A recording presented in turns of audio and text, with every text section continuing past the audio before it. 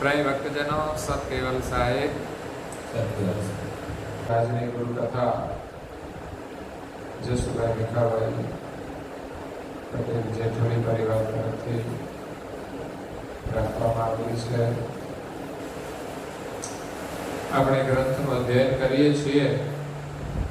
સક્રત પરમ પ્રકાશ મણિ ભાષ્ય ગ્રંથ અંગ છે ચોથું. સંસ્કૃત પ્રાકૃત વાણીનો સિદ્ધાંત દર્શાવતો.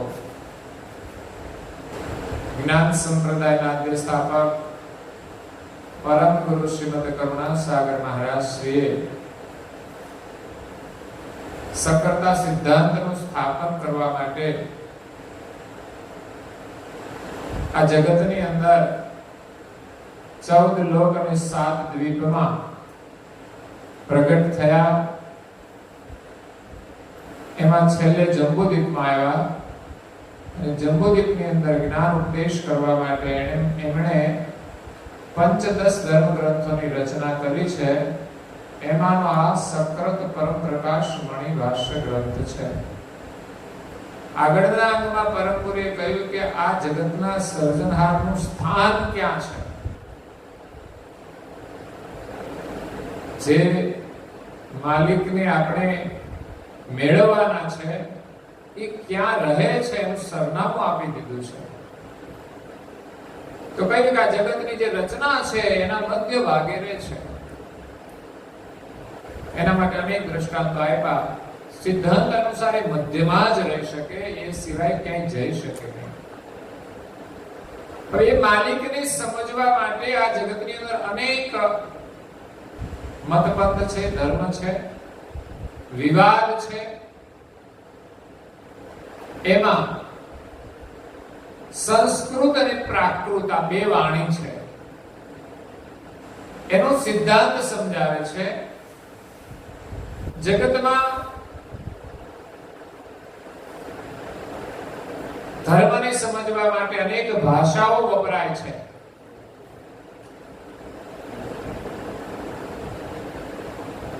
એમાં અનેક ધર્મો છે. ક્રિશ્ચિયન છે, ઇસ્લામ છે, યહૂદી છે, પારસી છે, જૈન છે, બૌદ્ધ છે અને હિન્દુ ધર્મ છે. દરેક ધર્મના ધર્મ ગ્રંથો અલગ અલગ ભાષામાં રચાયેલા છે.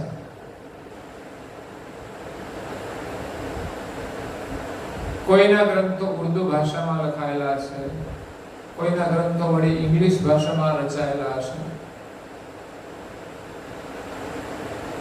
કોઈ વાણી પ્રાકૃત ભાષામાં કહેવામાં આવી છે અને આપણે ત્યાં હિન્દુ ધર્મના જે ધર્મ ગ્રંથો છે એ વિશેષત સંસ્કૃત ભાષામાં છે. અહીંયા પરમ ગુરુ બીજી કોઈ ભાષાનો વિવાદ નથી કરતા, પરંતુ હિન્દુ ધર્મની માન્યતા છે કે સંસ્કૃત ભાષા શ્રેષ્ઠ છે.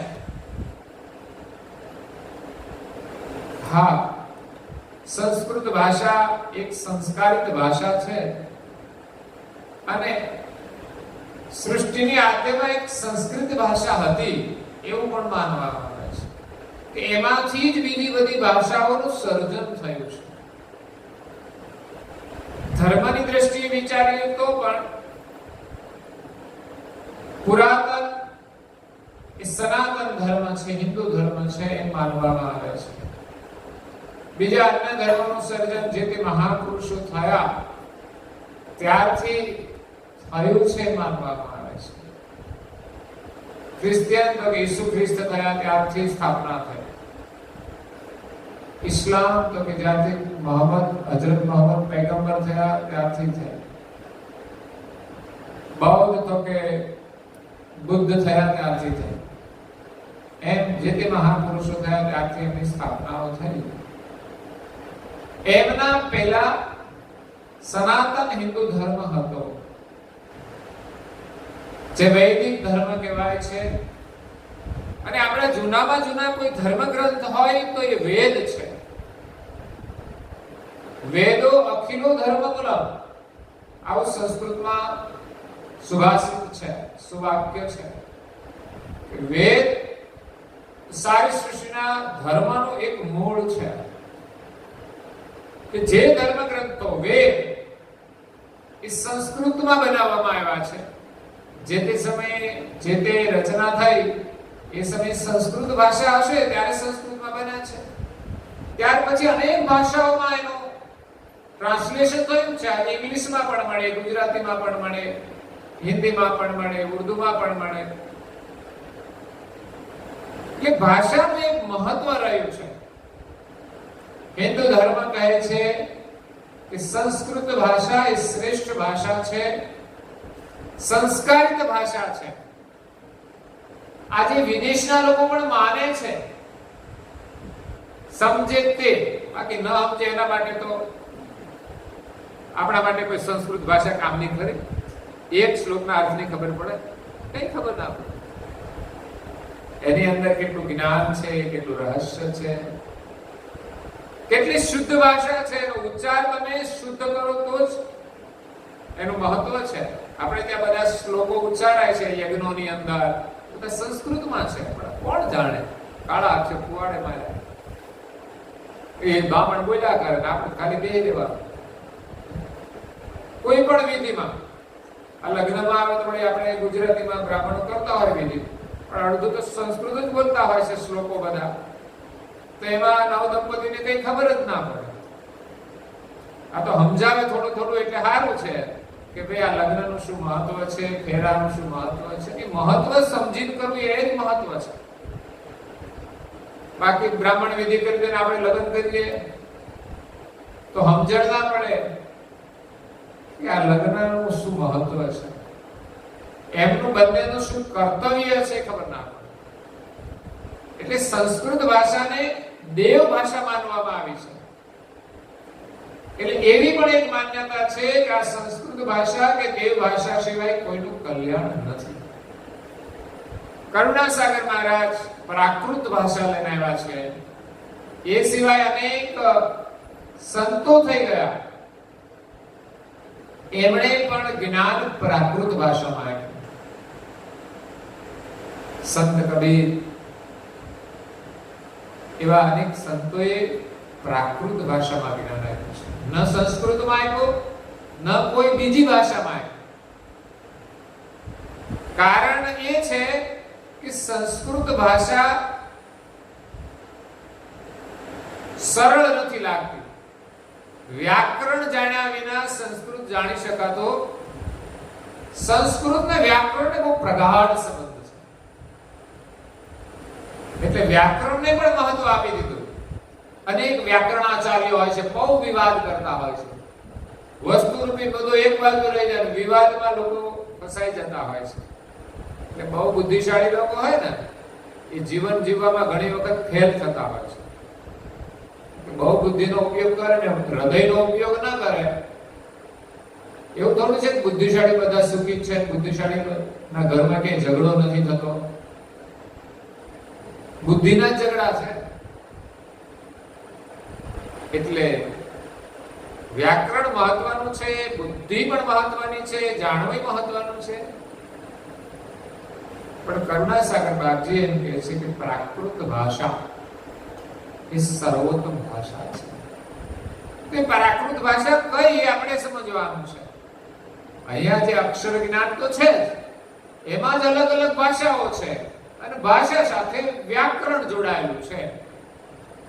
કોઈ પણ વાક્ય તમે બોલો તો જો ભૂતકાળનું હોય તો એમાં ભૂતકાળ આવી જ જાય. અહીંયા જે તે ભાષા જે જાણતા હોય એને શીખવવું ના પડે વ્યાકરણ, પણ એ ઓટોમેટિક બોલી જાય. તું ક્યાં ગયો હતો, ક્યાંકથી જઈને આવ્યા હોય તો ભૂતકાળ બોલાય જ કે ક્યાં ગયો હતો. પણ એમ ના કે તું ક્યાં જવાનો હતો. જવાનો જ બાકી છે, ભવિષ્યકાળ કહેવાય. અને વર્તમાન કાળ તમે ક્યાં છો, આની સાથે વ્યાકરણ બધું જોડાયેલું હોય. અમુક શબ્દના અર્થની પણ આપણને ખબર છે, એટલે આપણે પછી વ્યાકરણ ભણવું પડે નહીં. મોથાભાઈ કે ખબર પડી જાય કે આ મોથાભાઈ છે. અને ઘણા પ્રાદેશિક શબ્દો હોય ને તો બીજા દેશના લોકો ના સમજે, પણ જે તે દેશમાં રહેતા હોય એને વ્યાકરણ ભણવાની જરૂર ના પડે. પણ બીજા લોકોને જે ભાષા જાણવી હોય તો ભાષા જાણવા માટે વ્યાકરણ મહત્વનું છે, પણ કલ્યાણ કરવા માટે કે વ્યાકરણ મહત્વનું નથી. વ્યાકરણ આવડે કે ના આવડે, જેનામાં સમજણ આવી ગઈ સાચી એને વ્યાકરણ ભણવાની જરૂર પડતી. એવું નથી કે વ્યાકરણાચાર્ય છે કે વ્યાકરણ સમજશે પછી જ કલ્યાણ થશે. પરંતુ અહીંયા કહે છે સંસ્કૃત અને પ્રાકૃત વિવાદ. ધર્મ જગતમાં એક ભાષાનો વિવાદ ચાલે છે. અને બે મોટા મોટા હોય એક લડે ને, નાના હારે શું લડવાનું? એ તો માફી માંગી લે ને કે કઈ બોલે નહીં. પણ આ બે મોટી ભાષાઓ છે, એક સંસ્કૃત ભાષા અને પ્રાકૃત ભાષા. જેમાં વિદ્વાનો હોય ને એ સંઘર્ષ કરે, અને એક પકડ હોય કે હું સંસ્કૃત જાણતો હોય એટલે કે સંસ્કૃત ભાષા સાચી છે, એ શ્રેષ્ઠ છે, એનાથી જ કલ્યાણ થશે. તો પ્રાકૃત ભાષા વાળા એ જાણતા હોય કે પ્રાકૃત શ્રેષ્ઠ છે એટલે એ પણ એનો દાવો રાખે છે. સાચી વસ્તુ વાળા ક્યારે અભિમાન નથી રાખતા. જ્યારે સાચું વસ્તુ ન હોય, એને ખબર ન હોય અને જાણતા હોય તો એને એનું અભિમાન હોય છે કે હું જાણું છું એ જ ખરું. અને ખરું જે છે એ જાણનારા હોય એ નમ્રતાથી કહે છે આ જ ખરું છે, માને તો ભલે, ન માને તો એમના ઘરે જાય. પ્રશ્ન છે, કોઈ કહે છે પ્રાકૃત વાણીનું શું પ્રમાણ છે? પ્રાકૃત વાણી તમે કહો છો, એનું પ્રમાણ શું છે? માટે વ્યાકરણ કે દેવવાણી વિના કેમ માની શકાય? કોઈ પણ ભાષાને માનવી તો વ્યાકરણ પણ જોઈએ, અને દેવવાણી વગર તો કેવી રીતે મનાય? દેવો કહે તો સાચું, નહીં તો નહીં. પુરાણોમાં કોઈ દેવોએ કહ્યું કે આવી રીતે આમ થયું એટલે આપણે બધા માને છે. આ દેવવાણીનું પ્રભુત્વ છે. આપણે તે શાસ્ત્રો બનાવ્યા છે, પુરાણો થયા, એ ઋષિ મુનિઓએ બનાવ્યા એટલે આપણે માનીએ છીએ બધું. પીપળાને પાણી રેડવાનું તો લાભ થાય કે એ સિવાય કઈ કઈ માન્યતાઓ છે. તો પરમ ગુરુ એના પ્રત્યુત્તરમાં કહે છે કે પ્રાકૃત તે જે સર્વવાણીથી શ્રેષ્ઠ એ પરાવાણી જાણે. આ પછી નવું નામ આવ્યું, પરાવાણી. પ્રાકૃત વાણી તે સર્વથી શ્રેષ્ઠ પરાવાણી જાણવી. પરાવાણી શું છે? તો આ શરીર છે એમાંથી શબ્દો નીકળે છે એને આપણે વાણી કહીએ છીએ. ક ખ ગ ઘ બોલીએ એટલે શું કહેવાય? ગુજરાતીમાં આપણે બોલીએ છીએ. ABCD અંગ્રેજીમાં, પણ આમ તો બોલાય તો એ બોલો એટલે એ ગુજરાતી તો થયો છે. તમે કોઈ પણ ભાષા બોલો તો ગુજરાતી જ શબ્દોથી એનું સંબોધન થાય. એમ બોલાય તો એમ ગુજરાતી શબ્દ છે, મૂળ. એ અને મ ભેગો થાય ત્યારે એમ થાય. અક્ષરો જે ગુજરાતી વર્ણમાળામાં છે, સ્વર અને વ્યંજન, એનાથી જ બધી ભાષાઓ બનેલી છે, ઓરિજિનલ ભાષા. તો પ્રાકૃત અને આપણે પરાને સમજવાની છે, દેવવાણી અને સંસ્કૃત ભાષાને સમજવાની છે. સંસ્કૃત આજે આપણે જાણીએ છીએ કે બધા શ્લોક છે બધા સંસ્કૃતમાં છે, સંસ્કૃત ભાષા કહેવાય. અને સંસ્કૃતનો અર્થ જ એ સંસ્કારિત ભાષા તો છે જ, એમાં કોઈ શંકા જ નથી. સંસ્કૃત ભાષાનો અભ્યાસ કરે વ્યક્તિ સંસ્કાર સંપન્ન તો હોય છે. અને સંસ્કૃતની અંદર જે જ્ઞાન આપવામાં આવ્યું છે એ સંસ્કારનું જ્ઞાન છે, એ પણ વાસ્તવિક છે. જો કે વેદોની અંદર જે જ્ઞાન છે સંસ્કૃતમાં 4 વેદ છે, એની અંદર વિજ્ઞાન પણ છે, ભૂગોળ પણ છે, ગણિત પણ છે, એની અંદર ખગોળશાસ્ત્ર પણ છે. ખગોળશાસ્ત્ર એટલે ભણ્યા છો? ખગોળશાસ્ત્ર હે ભણ્યા છો? ખગોળશાસ્ત્ર નામ સાંભળ્યું? ભણવામાં આવતું હતું? હે ખગોળ એટલે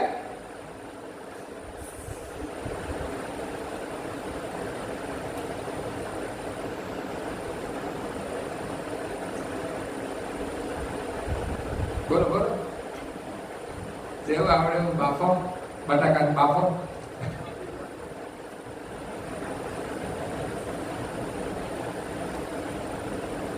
આજે જે વિજ્ઞાનનું સંશોધન થાય છે ને એ પણ એની અંદર છે જ, પણ ગર્ભિત હોય છે. આજે વિજ્ઞાન એનું સંશોધન કરી રહ્યું છે એટલે આપણા વેદોને બધા જ લોકો માને છે. વિદેશોમાં પણ વેદો લઈ ગયા છે, એના ઉપર પણ સંશોધન થાય છે. કારણ કે આપણા ઋષિ મુનિઓ એ વૈજ્ઞાનિક હતા, ખગોળશાસ્ત્રી હતા. એની પાસે ખગોળનું જ્ઞાન હતું, જે આકાશ છે ને ખગોળ એનું જ્ઞાન હતું. તો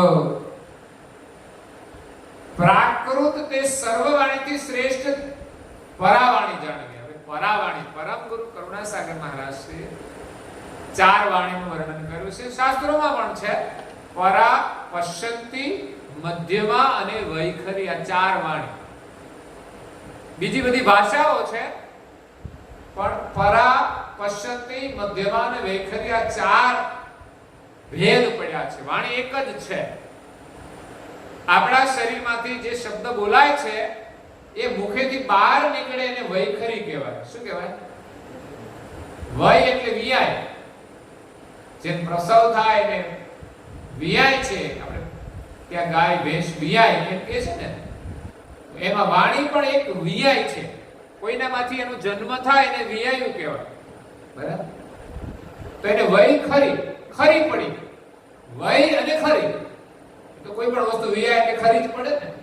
તો એ વય ખરી વાણી કે જે આ મુખમાંથી નીકળી અને નીકળી ગઈ, છૂટી ગઈ, પછી કઈ દેખાતી નથી. હો, સંભળાય ખરી. અક્ષર બોલાય એ દેખાય નહીં, મુખમાંથી નીકળ્યા પણ ઘણાને તીરની જેમ લાગી જાય. હે, કેવી ધારદાર એની હોય અણી. આ વાણી છે, ભલે દેખાતી નથી પણ છતાં એને તીરની જેમ વાગી જાય. વાણીનું બહુ મહત્વ છે. તો એ વૈખરી વાણી પણ આવી ક્યાંથી? અક્ષરો બન્યા ક્યાંથી? એ આપણે જોવાનું. આપણે તો જેમ આવે એમ બોલ્યા જ કરવા, બસ. કોઈ આપણને કઈ કહે એટલે હામું ફાયરિંગ કરી દેવાનું, બસ. બીજું કઈ આપણે જાણતા.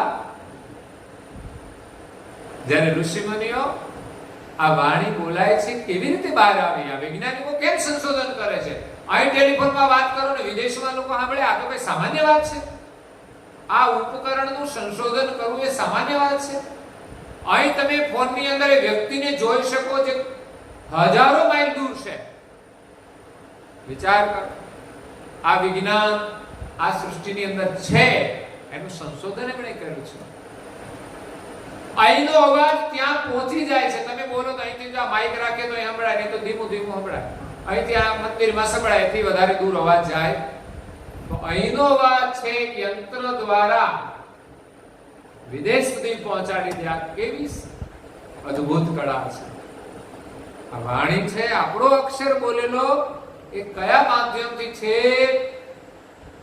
દૂર દૂર સુધી જાય છે અને સંભળાય છે. એ બોલે આપણને સંભળાય છે. આ વૈખરી વાણી છે. પણ એ વાણી ક ખ ગ ઘ ચ છ જ જ જ ટ ઠ ડ ઢ ણ ત થ દ ધ ન પ ફ બ ભ મ ય ર લ વ શ શ સ હ ળ શ જ્ઞ અ આ ઈ ઈ ઉ ઉ એ ઓ ઔ અમ અહ. આ 12 સ્વર છે. તો આટલા અક્ષરો છે, 52 અક્ષર કહેવાય છે. આ મુખ દ્વારા નીકળે છે. તો અંદર બન્યા કેવી રીતે? એ શ્વાસમાંથી બને છે. અને એ અક્ષરો જે 52 છે એ એમ જ શ્વાસમાંથી પણ ન બની શકે. એના અંકુર કે બીજ એની અંદર છે. 52 થી વધારાનો કોઈ અક્ષર ના બને. જો બનતા જ હોય તો આપણે તો નવું નવું કઈ બનાવીએ? નથી બનાવતા. બોલવાનું ન બોલવાનું બોલી નવું બનાવે છે. આપણને નવું બનાવતા બહુ આવડે છે. આ મંચુરિયનમાં બધું નવું નવું લોકો આવી બનાવ્યું છે. પીઝા બનાવ્યા, વાસી વધેલું હતું ભેગું કર્યું પીઝા થઈ ગયું. એ બધા ખાય છે, મોજ કરે છે. 52 અક્ષર થી 53મો અક્ષર કોઈની તાકાત નથી કે બનાવી શકે, કારણ કે માલિકે જે રચના કરી છે એમાં 52 અક્ષરોનું સર્જન કર્યું છે. એમાં અંકુરો ભરેલા છે પ્રણવની અંદર, તો એમાંથી 52 અક્ષર નીકળે છે. એટલે આપણી જે નાભી છે, શરીરનો મધ્ય ભાગ નાભી, મધ્યપ્રદેશ, અને ભારતનો જે મધ્ય ભાગ છે એનું નામ મધ્યપ્રદેશ કુદરતી રાખ્યું છે. મને કે આ એરિયા જોઈને જ રાખ્યું છે ને. મધ્યપ્રદેશ એટલે મધ્યનો ભાગ, ઉત્તર પ્રદેશ એટલે ઉત્તરનો ભાગ, એ ઉત્તરમાં આવ્યો. તો આપણા શરીરનો મધ્ય ભાગ એ નાભી છે. ત્યાંથી જ બાળકના શરીરનો વિકાસ થાય છે.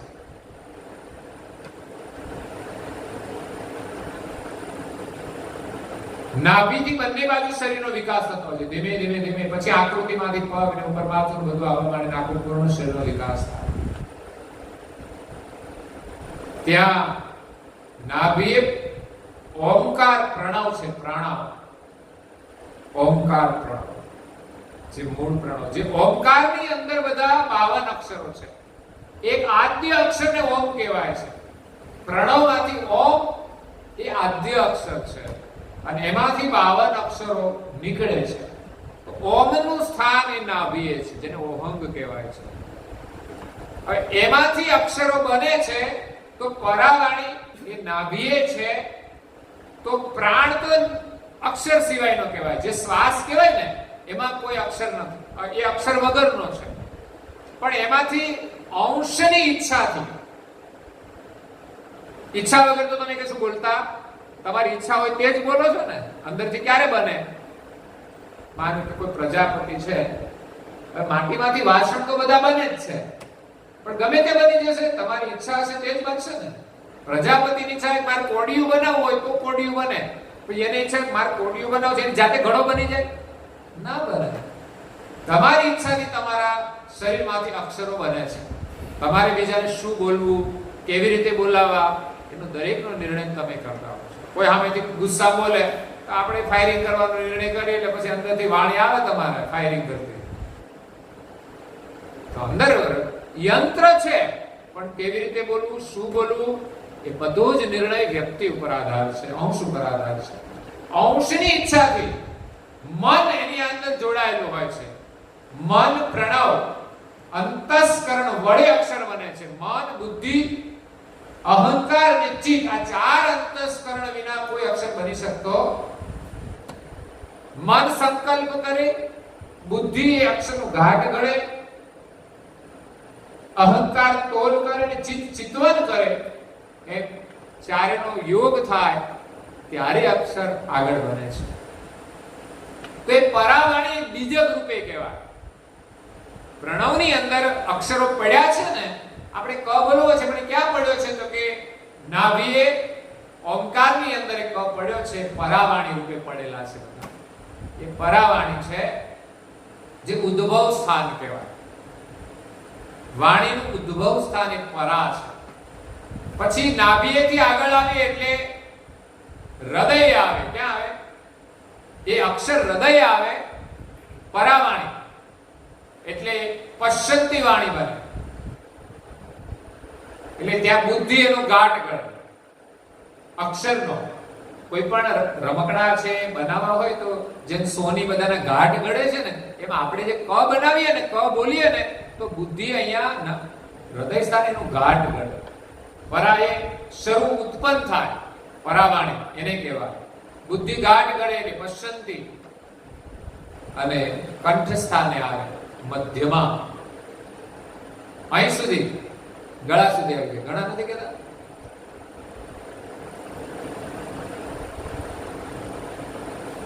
ગળા સુધી વાત આવી ગઈ પણ મેં કીધી નહીં. કહેવાની ઈચ્છા થઈ ગઈ પણ ગળા સુધી આવી ગઈ પણ વાત કરી. કહેવાની બહુ જ ઈચ્છા હોય પણ છતાં એમ થાય કેવું કે ના કેવું. ગળા સુધી આવી જાય કે નહીં, મધ્યમાં વાણી કહેવાય. બહાર નીકળે તો જ વૈખરી કહેવાય. પરા નાભીએ, પશ્ચંતી હૃદયે, કંઠે મધ્યમાં અને મુખે વૈખરી વાણી. તો પરાવાણી છે ને એ તો અક્ષર સિવાયની અંદર પડી છે. તો અહીંયા પરમ ગુરુ કે છે જે પ્રાકૃત વાણી છે એ પરાવાણી છે, શ્રેષ્ઠ પરાવાણી. પરાવાણીનું ક્રોધ એ જ પ્રાકૃત. પરાવાણીમાંથી જે ઉદ્ભવ થાય એને પ્રાકૃત વાણી કહે છે. કુદરતી કહેવાય. આ પ્રાકૃત એટલે કુદરતી. બીજી ભાષાઓ બધી બનાવેલી હોય છે. જ્યારે આ કુદરતી અંદરથી જે અક્ષર બને, આપણે જે બોલવાનું છે, પછી અંગ્રેજી ભાષામાં બોલે કે ગુજરાતીમાં બોલે કે હિન્દીમાં. માનો કે હું બોલ્યો પાણી, ક્યાંથી બોલ્યો? શરીરમાંથી, બરાબર? પાણી બોલ્યો, નાભીએથી અક્ષર પાણી બોલાય. તો મૂળ એવું પ્રાકૃત શું કે જે પાણીનું જે સ્વરૂપ છે એને તમે ધ્યાનમાં રાખીને પાણી બોલ્યા ને. પણ અંગ્રેજી વાળો હશે તો શું બોલશે? વોટર. તો બંનેનું પ્રાકૃત શું થયું? જે જળ છે, મૂળ જે તત્વ છે એ પ્રાકૃત કહેવાય. સમજ પડી? પાણી એ ભાષા છે, લખવું, જળ. વોટર એ ભાષા છે પણ મૂળ જે તત્વ છે એને જળ તત્વ જ કહેવાય છે. આપણે ગુજરાતીમાં એને જળ કહીએ છીએ, પાણી પણ કહીએ છીએ. તો આપણે પાણી બોલીએ છીએ પણ મૂળ જળ તત્વ જે છે એ પ્રાકૃત કહેવાય. વોટર બોલે પણ જે જળ છે એ પ્રાકૃત કહેવાય. એટલે કરુણાસાગર મહારાજ કહે છે કે જે મૂળ પ્રાકૃત ભાષા શ્રેષ્ઠ છે. પછી દુનિયાનો કોઈ પણ ભાષા હોય એને પ્રાકૃતના આધાર લીધા વિના કશું બોલી શકે. સમજાય છે? પ્રાકૃત એટલે મૂળ વસ્તુ. આપણો વહીવટ બધો અલગ અલગ ભાષામાં થાય પણ તમારો આશય છે અંદર જે વસ્તુને સમજવાનો એ પ્રાકૃત કહેવાય. વસ્તુ અલગ છે, એક જ વસ્તુ અલગ અલગ ભાષાથી ઓળખાતી હોય પણ વસ્તુ તો એક છે ને. તો એને જે ધ્યાનમાં રાખીને બોલવામાં આવે છે એ પ્રાકૃત છે. તો પરાવાણી નું ક્રત, પરાવાણીમાંથી એનું જે નિર્માણ થાય, પરા એટલે આપણી નાભીએ છે, એમાંથી જે નિર્માણ થયું એ પ્રાકૃત છે. મતલબ તમારે જે કંઈ બોલવું હોય ને એનો આશય ક્યાં પડ્યો હોય તો પરામાં પડ્યો હોય. ક્યાં હોય? પરાની અંદરથી જે ઉદ્ભવ થાય ત્યાં આપણો આશય છે કે મારે બોલવું છે પાણી લાવજો.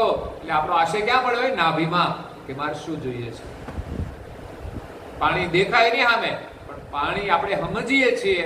એ પાણી માંગીએ ત્યારે પાણી બોલીએ ત્યારે પાણી શબ્દ નીકળે ખરો પણ એ મૂળ પ્રાકૃત એ આપણી નાભીએ પરામાંથી ઉદ્ભવે એને પ્રાકૃત કહેવાય.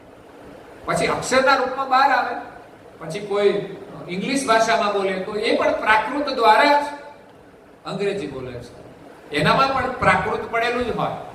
પ્રાકૃત વિના કોઈ વાત થઈ શકતી. તમારો ગોળ ખાવો હોય તો તમે ગોળ બોલો. વળી હિન્દી વાળા હોય તો ગુડ ગુડ કરે. Good good. ગુડ વાળા અંગ્રેજી ગુડ સમજે કે ગુડ એટલે સારું. Good good good good. Hindi વાળા કે લાવો ગુડ. ક્યાં છે ગુડ? બહુ મજા આવે એવું છે જગત, સમજવા જેવું છે. તો પરાવાણીનું ક્રત એ જ પ્રાકૃત. તે થકી વયને શું લખ્યું છે તમે જોજો. આમાં તમને કઈ સમજણ જ નહીં પડી હોય, ભલે ની ગ્રેજ્યુએટ હોય. શું કહેવાય? કઈ સમજણ પડી ગઈ? હું કીધું કઈ નહીં પણ બહુ ધ્યાનથી વાંચવું પડશે. 2 વખત વાંચવાનું, 3 વાર વાંચવાનું, 4 વાર. એક દિવસ સમજાશે. અમે કઈ ભણ્યા નથી, કઈ અભ્યાસ કરવા ગયા નથી પણ એક ઇન્ટરેસ્ટ હોય તો સમજાય છે. બહુ સરળ વસ્તુ છે. તે થકી વયને, વયને એટલે વિયાઈને, વય ખરી તો વિયાઈને, વય ખરી ખરી પડી. આ શબ્દોનું વ્યાકરણથી આપણને અર્થ સમજાય. આ વ્યાકરણનું મહત્વ એટલું કે કોઈ પણ ભાષાનો અર્થ સમજવામાં ઉપયોગી થાય.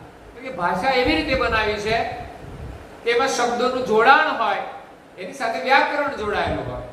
એની અંદર બહુ જ મંથન હોય છે. મગજનું દહીં થઈ જાય. શું થાય? દૂધમાંથી દહીં થાય ત્યારે વસ્તુ સમજાય. એમ વ્યાકરણ મંથન વાળું છે. તો તે થકી, તેના થકી વયને મતલબ વિયાઈને, જો કૌંસમાં શબ્દ લખ્યો ને તો ખબર ના પડે. વયને પછી પ્રસવ શબ્દ તો લખ્યો છે. પ્રસવ થવાથી તે કારણનું વ્યાકરણ જાણ. વ્યાકરણ ક્યાંથી આવ્યું જો? એમાંથી પછી વિયાઈને એનું જે કારણ છે એનું વ્યાકરણ જાણ. તે કરણનું, આમ તો કરણ શબ્દ તે થવાથી તે કરણનું વ્યાકરણ જાણ. પ્રસવ થવાથી તે કરણનું વ્યાકરણ જાણ. વય એટલે વ્યાકરણ, વ્ય એટલે વયને, અને કરણ, વૈકરણ એટલે વ્યાકરણ. વ્યાય પછી કરણ. કરણ એટલે શું એ આગળ પરમ ગુરુ સમજાવે, એની સાથે આપણે લઈ લઈએ. તે છેલ્લી વેખરી વાણી તે જાણો. જો જે છેલ્લી વેખરી વાણી છે, આપણે મુખેથી નીકળે છે આવી શબ્દ વેખરી વાણી, એટલે ચારે ભાષાની વાત કરીને વૈખરી વાણી થી આપણે વ્યાકરણ સમજીએ છીએ. વૈખરી વગર કે વ્યાકરણ આવતું નથી. કેવી રીતે? પ્રથમ બાળક તે પરાવાણી થકી પ્રાકૃત જ બોલે છે. બાળકનું બોલવું પ્રાકૃત કહેવાય છે. એમાં ક્યાંય વ્યાકરણ આવે કે ગમે એમ બોલી નાખે. હતો, હતી, તું, તા, એમાં કઈ વ્યાકરણને કોઈ સ્થાન જ ના હોય. એ રડે એ બોલવું જ છે. બાળકનું રડવું શું છે? બોલવું કહેવાય. શું કહેવાય? અવાજ જે કોઈ નીકળે એ એમ બોલે તો પણ એ વાણી કહેવાય. જે કોઈ અવાજ આવે તો બાળક બોલે છે કે બાળક રડે છે, ઉવા ઉવા એમ કે છે લોકો. ભગવાન જાણે રડે છે ને ઉવા કહેવાય, કુવા કહેવાય, ઉવા ઉવા ગમે તે બોલે. આ બિલાડા નથી બોલતા મ્યાઉ મ્યાઉ મ્યાઉ, એને આપણે કહીએ કે અવાજ એવો આવે છે. બાકી મિયાઉ બોલે છે એવું છે? મી બોલે છે, યા ને ઉ બોલે છે. એ જે અવાજ સંભળાય છે આપણે એને આપણે મિયાઉ કીધું. અને આપણે બોલવું એના જેવું તો મિયાઉ બોલવું પડે. ત્યારે અવાજ એમ લાગે કે આ બિલાડું જ બોલે. અને ઘણા તો ભાષા માણસમાં એવી કળા હોય છે કે બીજા પ્રાણીઓની ભાષા બોલે. બોલો એટલે ભાષાનો મતલબ એના સૂર બોલે. એ બિલાડું બોલતું એમ જ લાગે કે આ બિલાડું જ બોલે છે. એ મોર બોલે તો એમ લાગે કે મોર જ બોલે છે. એવી કળાઓ હોય છે. તો કહેવાનો મતલબ બાળક બોલે એ પ્રાકૃત બોલે છે. કેમ પ્રાકૃત? સમજવા જેવું છે.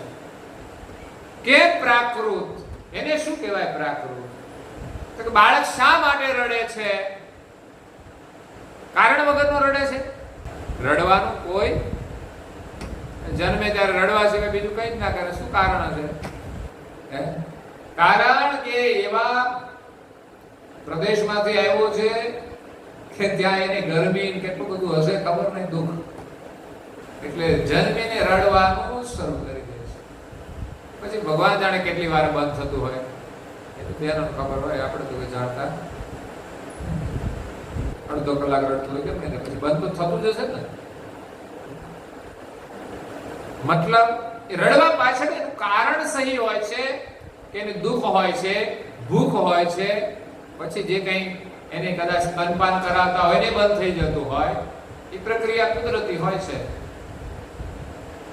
ભલે બાળક હોય છે ને કઈ ગમત નથી હોતી, આપણે કરીએ છીએ બધું, પણ એ પ્રક્રિયા થવા માંડે છે. નાનું બાળક હોય તો પછી સ્તનપાન કરવા માંડે. પછી ગાયનું બચ્ચું હોય કે ભેંસનું હોય, એ જન્મે અને તમે એને મુખમાં આંચળ આપે એટલે તરત જ એ દૂધ પાન કરવા માંડે છે. એટલી સમજણ આપી જાય. તો બાળક રડે એ પ્રાકૃત છે. મતલબ કે એ કોઈ આશયથી રડે છે. કુદરતી એને દુઃખ છે, કંઈ પણ એનું કારણ હોય છે, તો એને આશયની પ્રાકૃત કહેવાય. મેં કીધું ને આપણે પાણી બોલીએ પણ મૂળ પાણીને ધ્યાનમાં રાખીએ તો એ પ્રાકૃત છે. એમ બાળક રડે એને પ્રાકૃત કહેવાય. તમારું કોઈ પણ કાર્ય બોલવાનું જે આશય છે એ પ્રાકૃત કહેવાય, એટલે મૂળ પ્રાકૃત છે. એટલે બાળક પ્રથમ પરાવાણી થકી જ પ્રાકૃત બોલે છે, પરાથી જ એ રડે છે કે બોલે છે. તે પરાવાણીથી પ્રાકૃત કેવી રીતે જાણી શકાય?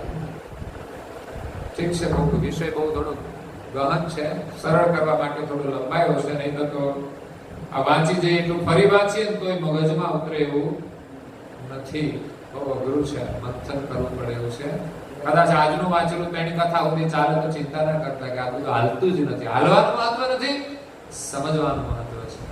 હું હાલી તો જાઉં, લગભગ મહિનામાં 10-15 કથામાં કે ગ્રંથ તો જલ્દી પૂરો થઈ જાય, પણ લોકોની એક જ ફરિયાદ છે કે અમને સમજાતું નથી. હજુ નથી સમજાતું, મને નથી સમજાતું ઘણું, તો તમને ઘણું નહીં સમજાતું. પહેલી વખતમાં ના પણ સમજાય, પણ 10% સમજાય કે 5% સમજાય તો સમજવાનું તમે સમજ્યા છો. બાળક સ્કૂલે જાય તો એક જ પહેલા દિવસે કેટલું સમજી જતો હશે?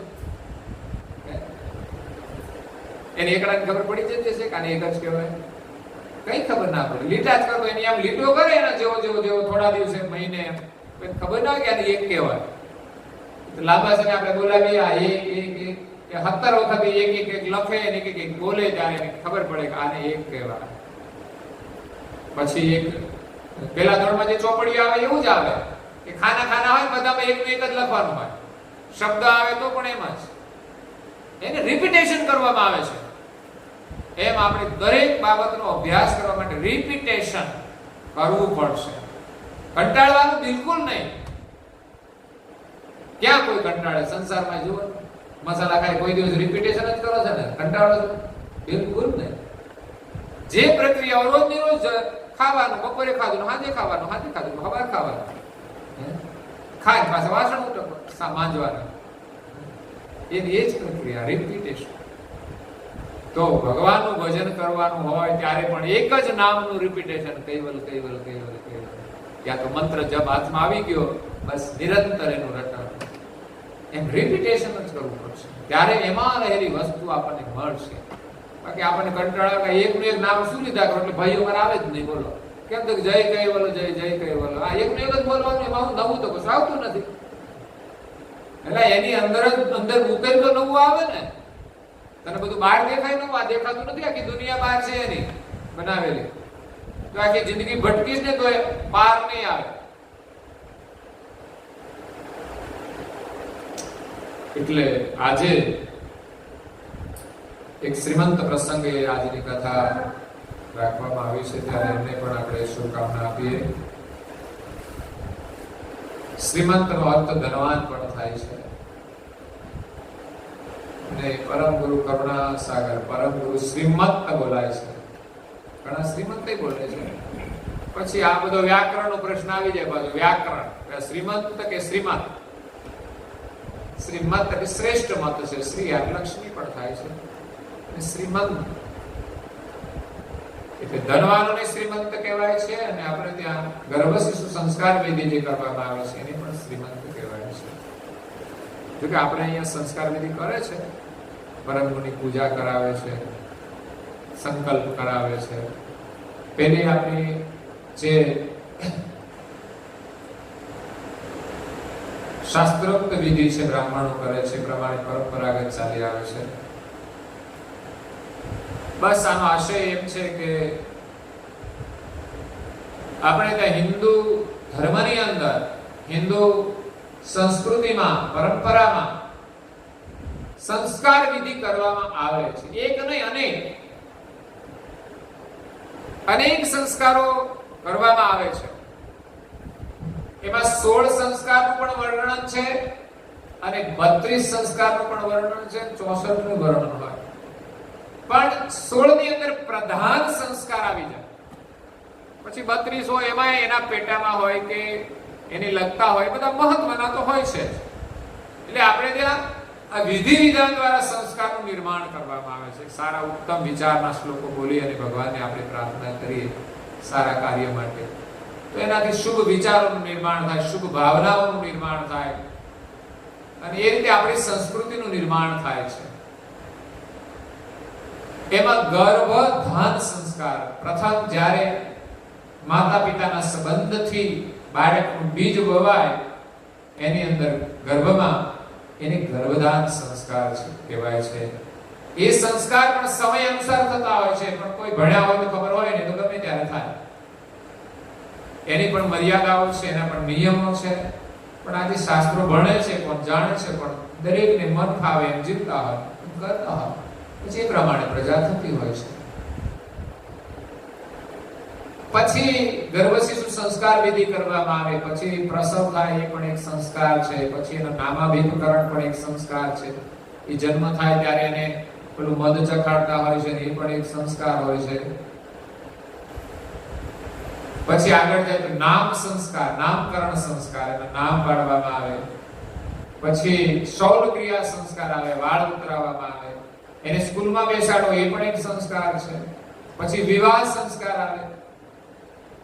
પછી હમણાં એક નવા સંસ્કાર આવ્યા છે, છૂટાછેડાના સંસ્કાર. એ નવા આવ્યા, પેલા હતા ને 16 સંસ્કારમાં નથી આવતા, આ 17 સંસ્કાર થઈ ગયા. અને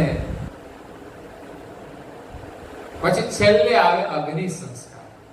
પછી કોઈ સંસ્કાર રહેતા છેલ્લા અગ્નિ સંસ્કાર આપણે કરી આવે. વિધિ છે, કોઈ પણ આ શરીર છે, શરીર આત્મા છોડીને ચાલ્યો ગયો, એની અંતિમ વિધિ તો કરવી પડે ને. એ પ્રમાણે શાસ્ત્ર પ્રમાણે અહીંથી લઈ જાય બધાને ત્યાં જઈને.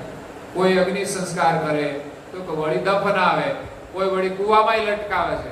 એ એમ માને છે કે કુવામાં લટકાવીએ આખી જિંદગી બહુ સારા કામ કરાવે, પછી કુવામાં લટકાવવાના. પણ એનો આશય એવો કે આ કુવામાં લટકાવીએ તો પશુ, કોઈ પંખીઓ જે માંસાહારી હોય એ એનો ખોરાક બને. એનો આશય સારો હોય છે. અગ્નિ સંસ્કાર વાળાનો આશય છે કે પ્રદૂષણ ન રહે. એક અગ્નિ સંસ્કાર થઈ જાય એટલે પંચ તત્વમાં ભળી જાય. હાડકા પણ આપણે ગંગાજી પધરામાં જઈએ છીએ, કેમ તો અહીંના જમીનમાં જલ્દી ભળતા નથી.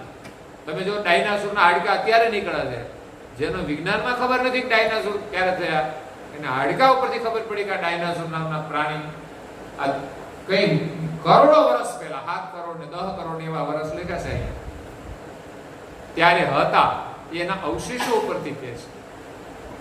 તો હાડકા જલ્દી જમીનમાં ભળતા નથી એટલે આપણે ગંગાજી પધરાવા જઈએ છીએ. તો એને વાત તો એક સાચી છે કે ગંગાના પાણીમાં જલ્દી હાડકા ઓગળી તો જતા જશે, નહીં તો ક્યાંક ભેગા ના થાય. બધા જ લોકો ત્યાં પધરાવે તો બહુ જાજા ના ભેગા થઈ જાય, પણ ઓગળી જતા હોય છે જલ્દી પાણીમાં. એટલે આજે ગર્ભ શિશુ સંસ્કાર વિધિ બાળકોના સંસ્કાર માટે છે. અને એમ કહેવાય છે કે જે હિરણ્યકશિપુ રાક્ષસ હતો, એમની પત્ની કયાદુ હતી, એનું અપહરણ કરીને ઇન્દ્રદેવ જાય છે. કેમ તો કે ભાઈ એમનો જે પતિ છે એ તપ કરે છે અને એને તો કે મારું ઇન્દ્રાસન લઈ લેશે. એટલે એ પછી એની પત્નીનું અપહરણ કરવા ગયો. એટલે એને એમ કે હું એના તપમાં ભંગ પડાવું. એને ખબર પડશે કે મારી પત્નીનું કોઈ હરણ કરી ગયું છે. એ સ્વાભાવિક છે, કોઈને સમાચાર આપે, કોઈનો પતિ ધ્યાનમાં બેઠો હોય, ધંધામાં હોય, અને એને કે તારી પત્નીને કોઈ લઈ ગયું તો એ પછી ત્યાં ધંધામાં મન રહે ખરું? પછી તપ ના કરે, પછી છોડીને એની પાછળ દોડે. એટલે કયાદુને લઈને જાય છે, પણ રસ્તામાં નારદજી મળી ગયા. એ તો આને કઈ લઈ જાય છે, આનાથી તારું સારું નહીં થાય. એટલે નારદજી સમજાવીને એને કીધું તો અહીં મૂકી દે. પછી એના પેટમાં એક બાળક હતું એ સમય, અને ત્યાં નારદ મુનિ એમને સત્સંગ, ભજન, કીર્તન બધું સંભળાવ્યા. એટલે સંસ્કારનું નિર્માણ થયું. ગર્ભધાન સંસ્કાર, શ્રીમંત સંસ્કાર એટલે માત્ર એક જ દિવસનો સંસ્કાર છે એવું નહીં. ગર્ભાવસ્થા દરમિયાન એમણે શું કરવું જોઈએ? આપણે ત્યાં એક સંસ્થા ચાલે છે જે 9 મહિના સુધી, પ્રથમ માસથી 9 માસ સુધી માતાઓએ કેવી રીતે રહેવાનું, એમાં શું કરવાનું, શું ખાવાનું, કેવા વસ્ત્રો પહેરવાના, કયા મહિને કયા ફળ ખાવા, કેવા, એ બધું જ આપણે સંશોધન કરીને લખેલું છે. અને એ પ્રમાણે જો એ વર્તન કરે તો ઉત્તમ બાળકનું નિર્માણ થાય. જેમ આજે જમીનમાં ઉત્તમ બિયારણનું નિર્માણ કરે છે કે નહીં લોકો? બધા ખેતરમાં બિયારણ જ થાય છે ને, જે વસ્તુ વાવે એનું બિયારણ તો થાય છે, પણ અમુક લોકો સ્પેશિયલ બિયારણ બનાવે છે એની કાળજી રાખી. એમાં દુનિયામાં જેને જેને કાળજી રાખી ને ઉત્તમ બિયારણ, બાકીનું બધું વેચાઈ જાય, ખર્ચાઈ જાય. પણ જે ઉત્તમ બિયારણ હોય ને એ પછી વાવવામાં પાછું કામ લાગે. કે હારા માણસો છે ને વાવવાનું કામ કરે, બીજા તો બધા ખપી જાય. તો ઉત્તમ બાળકનું નિર્માણ કરવા માટેની આ સંસ્કાર વિધિ છે. અને ગર્ભાવસ્થા દરમિયાન પછી એની કામની જવાબદારી ધીમે ધીમે ઓછી થતી હોય છે. એટલે જેમ જેમ સમય નજીક આવે એમ વધુ સમયને મળે એમ વધુ ને વધુ એ ધાર્મિક પ્રવૃત્તિ કરે, સ્મરણ કરે. એના સંસ્કારની અસર એ બાળકના પર વિશેષ પડે છે. મૂળ તો પિતાના સંસ્કાર લઈને તો આવ્યું જ હોય છે, એટલે પિતાએ તો પહેલેથી ચરી પાડવી પડે, નહીં તો પછી એના સંસ્કાર તો આવી જ જાય છે. પણ એ જ સંસ્કારમાં પરિવર્તન લાવવાનું કામ માતાના સંસ્કાર કરે છે. અને પછી બધા જ સંસ્કાર આવી જાય એવું નહીં, પણ જ્યાં સુધી બાળકનો જન્મ થાય ત્યારે અમુક સંસ્કાર આવી જાય છે. અમુક એ લઈને આવ્યો હોય છે જે માતા પિતાથી અલગ હોય. પછી માતા પિતાના સંસ્કાર એમાં ભળે. પછી ત્રીજા સંસ્કાર જન્મ્યા પછી બાળક કેવા વાતાવરણમાં મોટું થાય છે. અમેરિકામાં મોટું થાય ને અમેરિકાના સંસ્કારમાં જ જન્મે. 5 વર્ષ પછી જુઓ એ બાળકની સ્થિતિ જુદી હશે, એના બાળકની સ્થિતિ જુદી હશે. 15 વર્ષ પછી જોશે તારું બાળક જુદું હશે, એનું બાળક જુદું હશે. કારણ કે બંને બાળક તો હતા, પણ કેવા વાતાવરણમાં મોટા થયા, કેવી ભાષામાં મોટા થયા એ પ્રમાણે વર્તન કરે છે. પછી એને બીજાનો સંગ લાગે છે, એની અસર પણ બહુ જ મોટી થાય છે. કારણ કે યુવાવસ્થાની અંદર પ્રવેશ કરે ત્યારે બહારનો સંગ બહુ મહત્વની ભૂમિકા ભજવે છે. જ્યાં માતા પિતાના સંસ્કાર સારા હોય પણ બહારનો સંગ છે એ 60% અસર કરે છે, માતા પિતાની અસર 40% હોય છે. બહુમતી પ્રમાણે પેલાનો વિજય થાય છે, એની જીત થઈ જાય છે. એટલે બહારના સંસ્કારોનું ધ્યાન પણ રાખવું બહુ જરૂરી છે કે આપણા છોકરાઓ કોની સાથે ફરે છે, કોની સાથે રહે છે. એવું નહીં કે એને જે હારા લાગે એની સાથે રહે, એવું નહીં.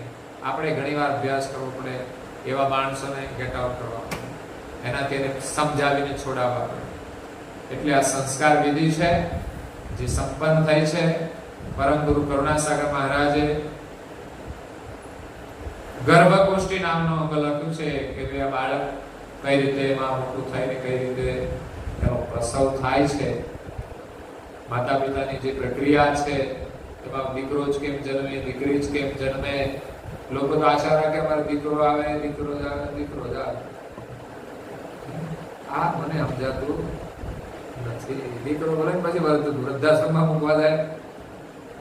દીકરી ભલે સાસરીમાં સાસુ સસરા સાસરી ના સાચવે, પણ પિયરમાં તો એ સાચવે જ છે. વધુમાં વધુ સંસ્કાર છે ત્યાં બંને તરફ પરિણામ સારું જોવા મળે છે.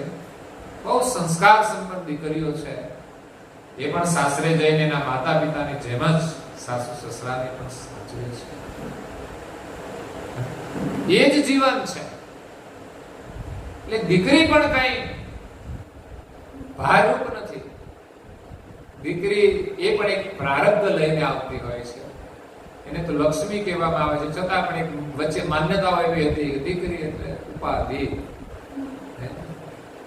ઉપાધિ થાય તો દીકરોય થાય એવું થોડું છે. દીકરી જ ઉપાધિ. એને એમ કે ભાઈ દીકરી દીકરી પાસેથી તો કઈ મળે નહીં, શું લેવાનું છે. અને અત્યારની દીકરીઓ તો બહુ ઉપયોગી છે. દીકરીઓને સુખી કરી શકે છે. એટલે દીકરીઓ સંસ્કાર સંપન્ન છે. તો આજે આપણી દીકરી બીજે જઈને સુખ આપશે, બીજાની દીકરી આપણા ઘરમાં સુખ આપશે. બધા જ આવું વિચારે તો દીકરી વગર સુખ તો મળવા નથી. કોઈ એમ કે છે કે ભાઈ મારી દીકરી છે એ મને સુખ નહીં આપે, દીકરો જ આપશે. પણ ઘરમાં પુત્ર વધુ આવશે તો તમે એમ માનશો કે દીકરી સુખ નથી આપતી, તો પુત્ર વધુ ક્યાંથી આપશે? તમારી માન્યતા દીકરી પ્રત્યે જેવી હશે એ પ્રમાણે પછી પુત્ર વધુ થાય છે. એટલે આપણી માન્યતા બંને સરખી હોય છે. દીકરી એટલે એક સ્ત્રી છે, પછી દીકરી હોય તો ભલે, પુત્ર વધુ હોય તો ભલે, પત્ની હોય તો ભલે, માતા હોય તો ભલે, બહેન હોય તો ભલે, પણ એક સ્ત્રી છે એના રૂપમાં એને જોઈએ તો એની ભૂમિકા એક મહત્વની છે. આ જગતમાં સ્ત્રી જો તત્વ ઓછું થશે અને ઘટશે તો સૃષ્ટિ ક્રમની અંદર બાધા ઉત્પન્ન થશે.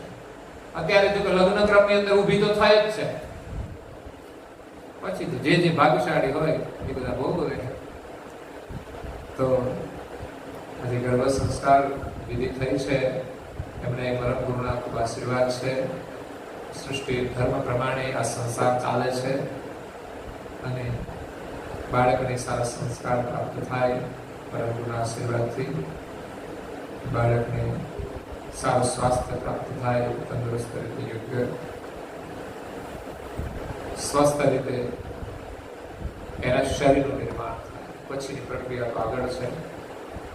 ગર્ભ સંસ્કારનું મહત્વ કે એના આશીર્વાદ એટલા જ છે કે એની અંદર યોગ્ય રીતે એનો વિકાસ થાય. તો આ સાથે આજની કથાને આપણે અહીંયા વિરામ આપીએ છીએ. અસ્તુ સત્યવત સાહેબ.